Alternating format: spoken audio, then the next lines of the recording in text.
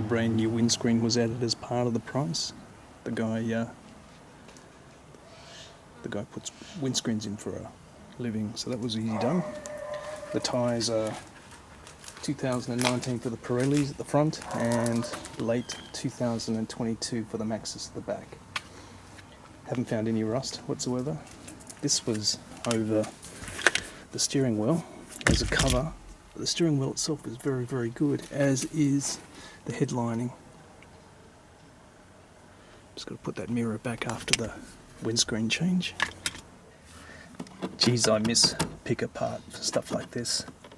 It used to be a great place to go.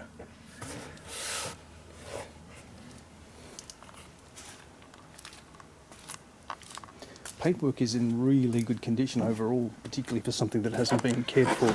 A little bit of clear peel here. It'll continue, but the rest of it is very good. Certainly straight, no hail, no damage. He's got plenty of screws to hold things in place. Again, pick apart would have been a really good place to go for this sort of stuff. We've got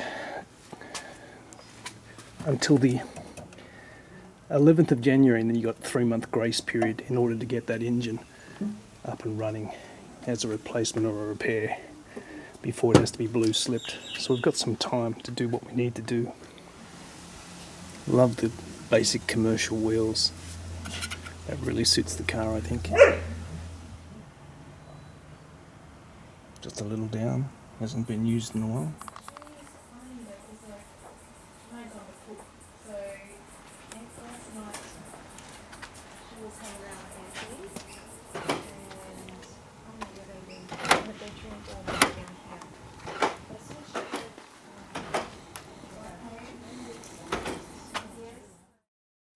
In the first video, I mentioned that this car is one of 50 ever made. Now, just in the interests of accuracy, I want to say that there are different opinions regarding that figure.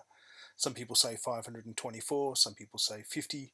There's a lot of websites and blog sites on the internet that speak of the 50 figure, including carexpert.com, Street Machine Magazine, Just Commodores, and elsewhere. I personally think it's more than 50, based on the fact that I could find evidence of 5 and 6 and 7 of recent times that have sold. But regardless, whether it's 524 or 50, the fact that over 150,000 were made, both figures are small. So there we are.